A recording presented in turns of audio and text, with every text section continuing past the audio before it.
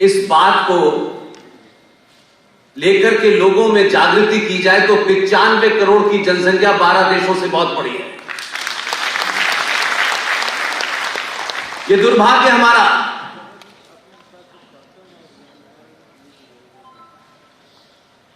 सौ साल पहले, 200 साल पहले, 1000 साल पहले क्या हुआ, क्या नहीं हुआ, इतिहास में क्या पढ़ाया, स्कूल में क्या पढ़ाया, विश्वविद्यालय में क्या पढ़ाया,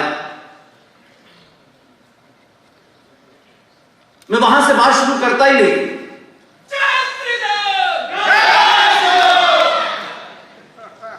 47 के बाद से हमारे साथ क्या हुआ, कभी उस पर भी चर्चा होनी चाहिए।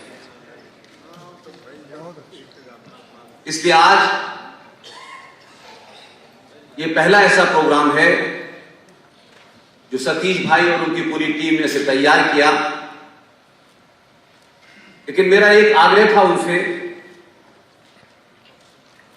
कि ज्यादातर जगह पे मैं और कर्नल आर एस सिंह साथ जाते हैं। इस देश में पिछले 10-11 साल में कोई 700 से ज्यादा सभा कर चुके हैं। हमने कहा था कि क्योंकि बनारस का मामला है और बनारस में सिर्फ प्रोग्राम करने हम लोग नहीं आए, इसलिए जिन जिन लोगों ने पूरे देश में हमारी सभाएं रखी, हमने कहा कि उन शहरों के लोगों में से जो ऑर्गेनाइजर हैं उसमें से भी कुछ को बुलाइए। यहां प्रयागराज से पूरी एक टीम आई हुई है। यहां भोपाल से इस सफर में 2 बहनें बनी, वो दोनों आई हुई हैं। इस पूरी जन जागृति में हम लोगों ने अपने आप से एक लक्ष्य रखा है कि इसी समाज में बहुत सारे युवा जो बहुत कुछ करना चाहते हैं, सिर्फ उनके साथ खड़ा होना था। और हम ये मानते हैं कि हमारे यहां अक्सर ये होता है कि तेंदुलकर बहुत बड़ा खिलाड़ी है, लेकिन तेंदुलकर के जाने के बाद कोई दूसरा तेंदुलकर पैदा नहीं हुआ। और ये बात कहते वक्त हमको लगता है कि जिसका नाम ले रहे हैं वो इतना बड़ा था कि कोई दूसरा तेंदुलकर पैदा हो ही नहीं सकता। मैं इस बात को इस तरह से लेता हूं कि अगर तेंदुलकर ने अपने रहते हुए 10 तेंदुलकर पैदा नहीं किए तो उसका बड़ा होने का कोई मतलब नहीं।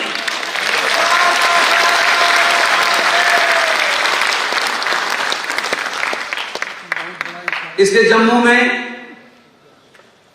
आपके बीच में हमारे एक युवा साथी विशाल गुप्ता बैठे हैं। उत्तराखंड से रूबल पडलिया साहब यहां आए हैं। गुना से शेरा राजपूत आए हैं। ये अपने अपने शहरों में अपने सीमित साधनों के साथ लड़ रहे हैं। अब क्योंकि 5-4 विद्वान बोल चुके हैं तो जो जो कुछ छूट गया है उस पे मैं सीधी टिप्पणी कर देता हूं। विष्णु शंकर जैन साहब, मेरा ख्याल है कि पिछले साल इसी हॉल में एक प्रोग्राम था, तब शायद पहली बार उनको आपने सुना होगा। और आज विष्णु शंकर जैन बनारस की गली गली में जाने जाते हैं।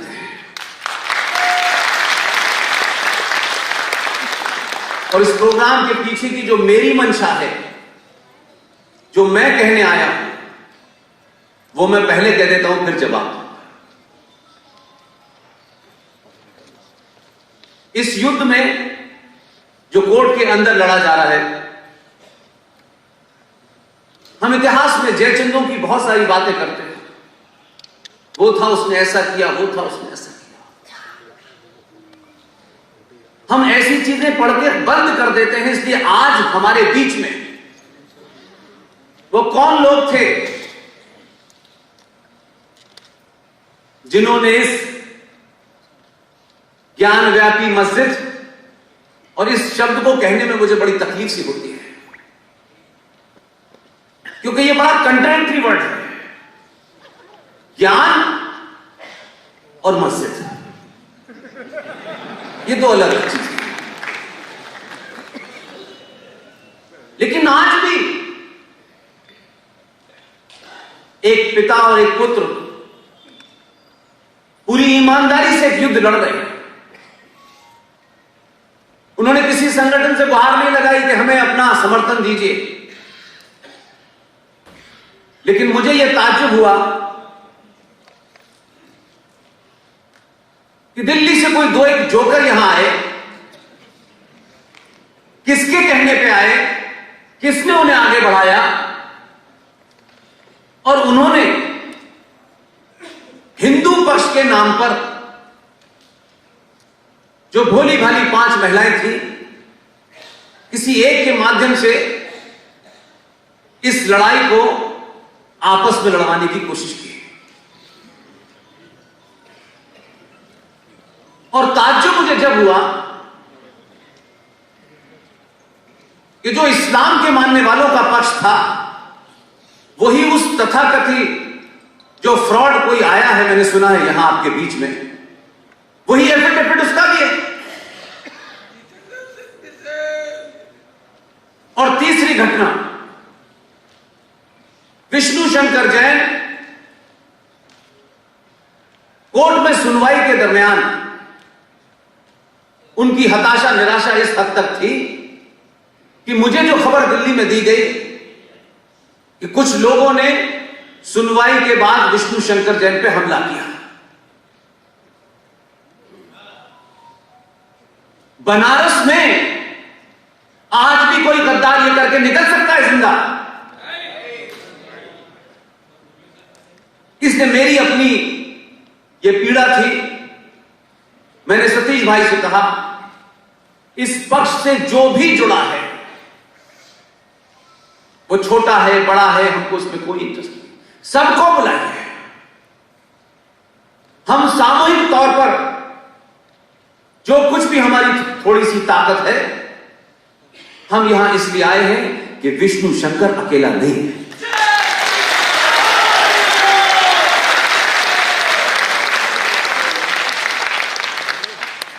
यह हमारा दुर्भाग्य है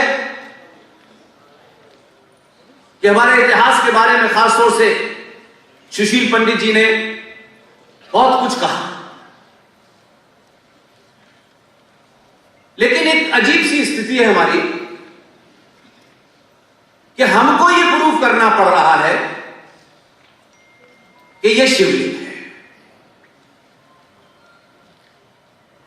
जो इतने लंबे साल से आज तक यह नहीं मानने को तैयार कि जमीन गोल है, वो कहते हैं चपटी है। उन्हें हम अपने तर्कों से, लॉजिक से समझाने में लगे हैं कि ये फुब्बारा नहीं है, ये बाबा विश्वनाथ है। और इसलिए हम दीवार से सर मार रहे हैं। अब इसको बहुत लंबी फिलॉसफी में नहीं कहा जा सकता है। कल पत्रकारों ने भी प्रवोक किया तो मैंने बोल दिया, और आपके सामने बोल रहा हूं। जो लोग 1400 साल से अपने साइज का पजामा नहीं बना पाए, वो फुब्बारा बनाने की बात कर रहे हैं।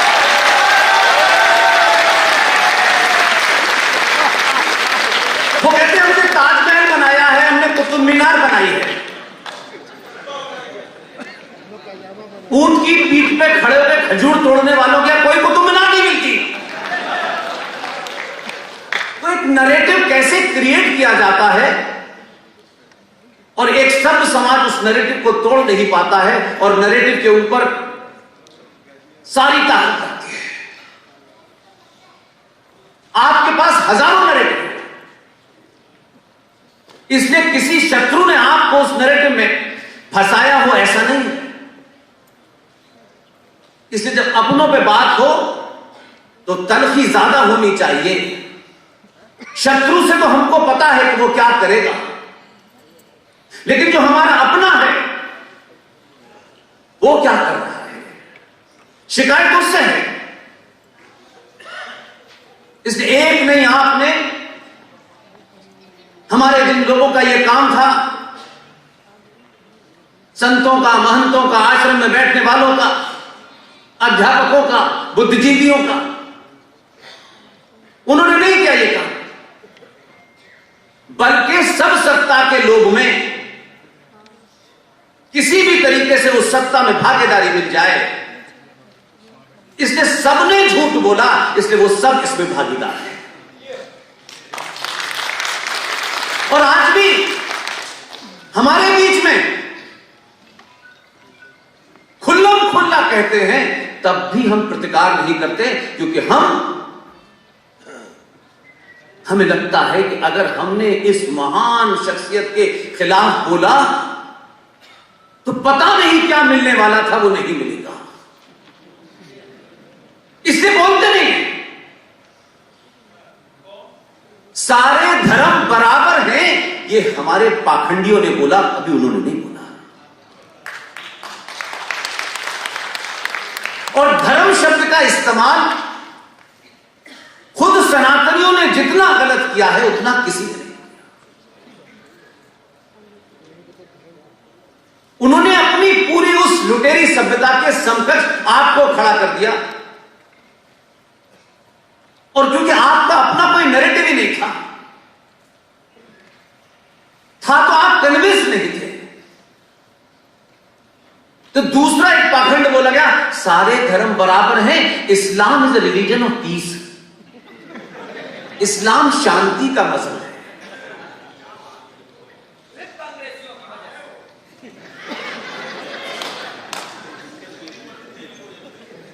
देखिए, ये माफ कीजिए भाई साहब, ये अपनी कायरता और कमजोरी और लालच को छुपाने का है कि नेहरू ने कहा, ये मान लिया।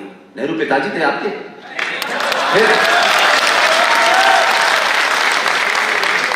जब भी आप हर बात के लिए दूसरों को ढूंढेंगे, इसका मतलब है कि आप झूठ बोलना चाहते हैं। क्या इस देश में सावरकर का नैरेटिव नहीं था? या स्कूल की किताबों से पढ़ने के बाद ही आप ज्ञानी हुए? जो हमारी भूमिका है, मैंने अपने कभी डिस्कोर्स में दूसरों को जिम्मेदार नहीं ठहराया। बहुत आसान काम है। अभी सुशील भाई ने अलीगढ़ का किस्सा सुनाया, मेरी पैदाइश वहीं की है। आज के भारत में हमारी और आपकी आंखों के सामने अगर इतिहास लिखा जाएगा तो हमको भी लोग वैसे ही बुरा भला कहेंगे जैसे आज हम यहां खड़े होकर कहते हैं। और ना कहें, इसलिए यह रास्ता चुना है कि अपनी भूमिका में अदा करें। इतिहास तय करेगा कि हमने क्या किया।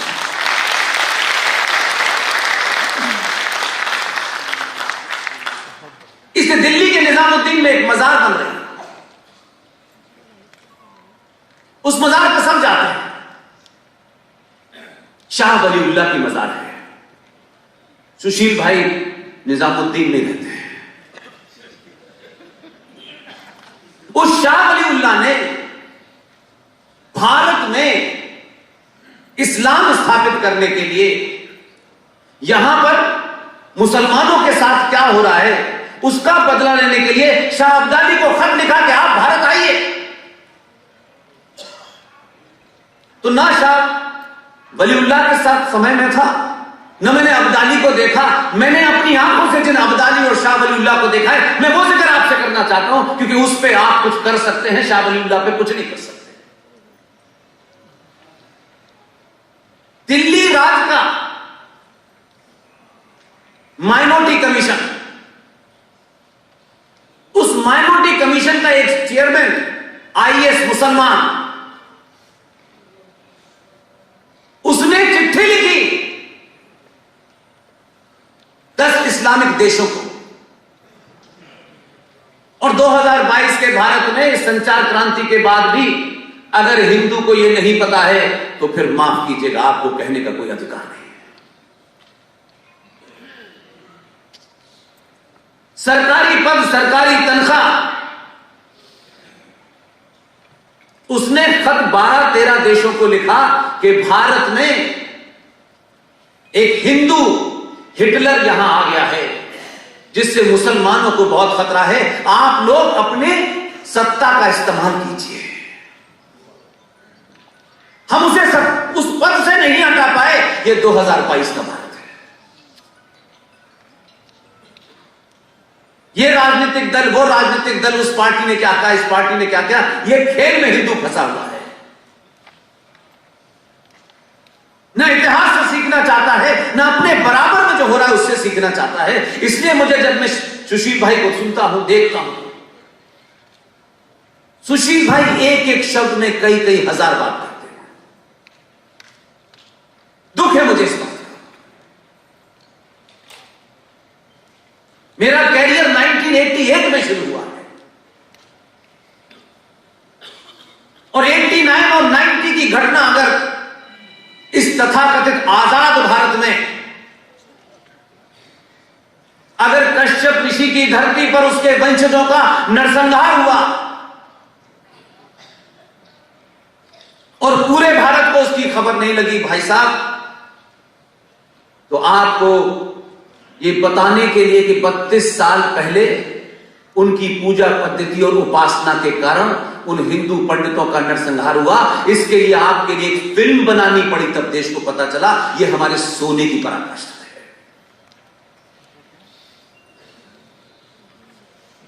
इसलिए सिलसिला चल रहा है। हम आज भी सिर्फ भारत मां का नारा लगाते हैं और समझते हैं सब कुछ ठीक हो गया। कभी कभी मुझे शक होता है कि कम से कम आज के दौर में अगर कोई सनातनी हिंदू को मूर्ख बना रहा है तो आपके अपने बना रहे हैं। अदरवाइज हमारी जरूरत नहीं थी। छोटी मोटी नौकरी करके घर चलाते थे, हम भी वही रहते हैं। और कोई हम मर्जी से आ गए हो ऐसा भी नहीं है। हमको किसी शक्ति ने यह करने के लिए भेजा है और हर दिन हमको लगता है कि हमारे अंदर इतना सामर्थ्य नहीं है कि हम 3-3, 4-4 घंटे बोलते रहे, लेकिन बाद में लगता है कि कोई शक्ति है वो करा रही है, हम उसे ईमानदारी से कर पाए, यही हमारा सिर्फ प्रण है। इसलिए आज भी सच को सच अगर सनातनी हिंदू नहीं कहेगा तो ध्यान रखिएगा, जो लोग बार बार ये कहते हैं, हमारे बुजुर्ग कहते हैं, राजनीतिक लोग तो मानता हूं कि वो तो झूठे होते हैं, उनको ये कहना ही होता है क्योंकि उनकी मजबूरी है कि दुनिया के लोकतंत्र के अंदर अगर नेता झूठ ना बोले तो फिर वो नेता कैसा। इसलिए कि लोकतंत्र में आपको वोट लेना होता है और वोट लेने के लिए आपको झूठ बोलना ही पड़ता है। इसलिए मैं सत्ताओं और सरकार से कभी सवाल नहीं करता, क्योंकि हम जिस पद्धति पे चल रहे हैं उस पद्धति से हमारा दर्द दूर होने वाला नहीं है।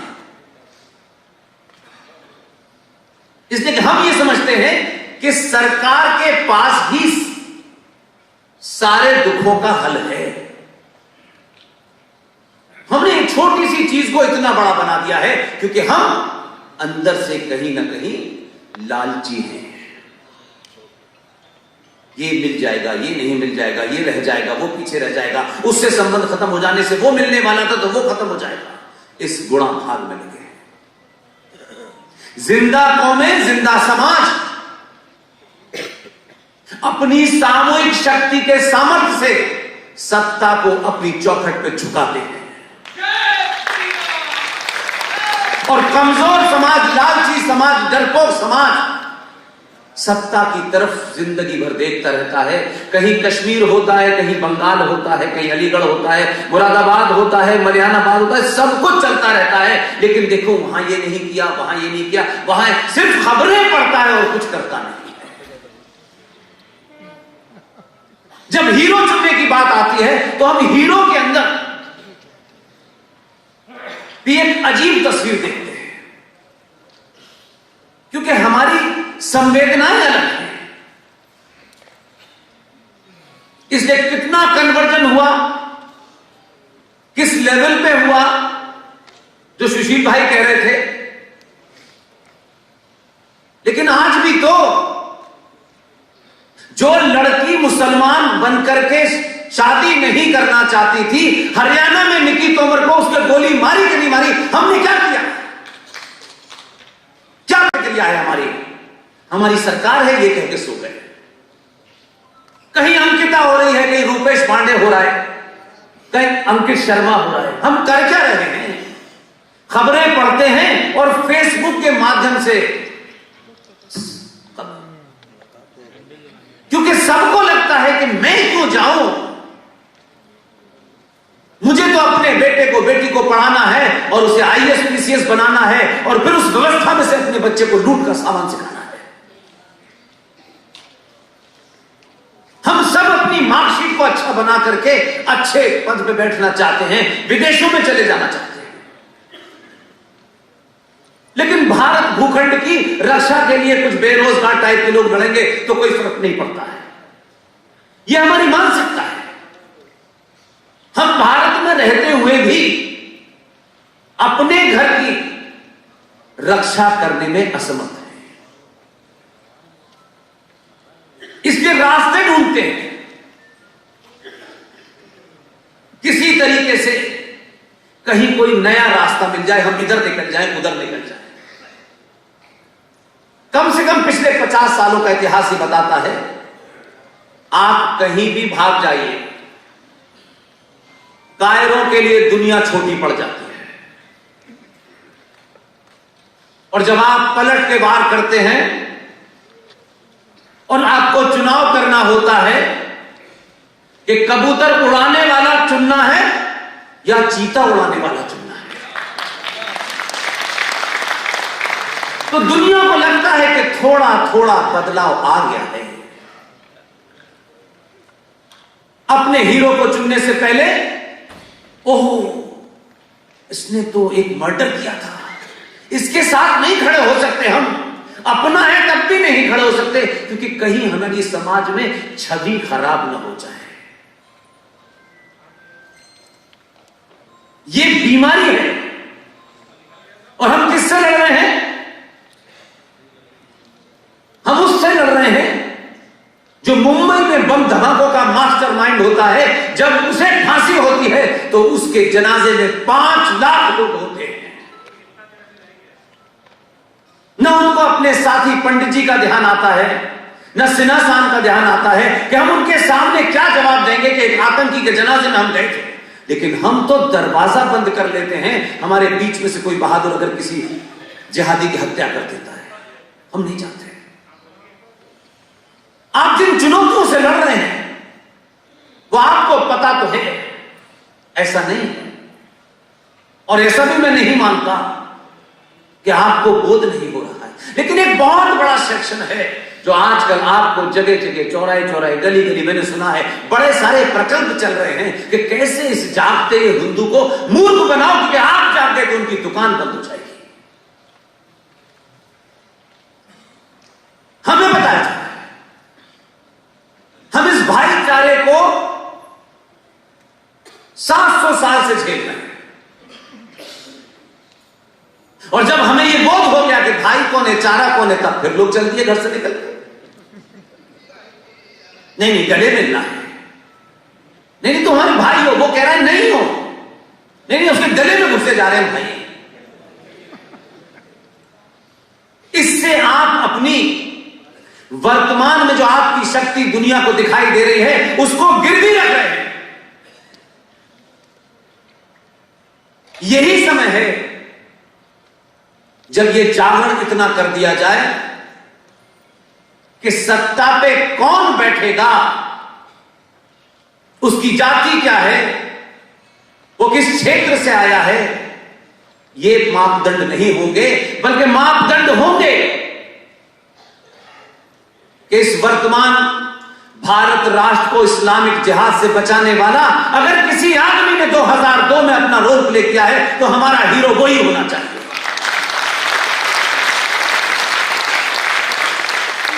इसलिए पब्लिक डिस्कोर्स में इंटेलेक्चुअल, खासतौर से संपन्न परिवारों के लोग इन बातों पे ताली बजाने से भी कतराते हैं। कहीं वीडियो में कोई देख न ले कि ऐसी बात पे आप भी ताली बजा रहे थे, क्योंकि उन्हें तो इस्लाम भाई के घर पे सेवैयां भी खानी है।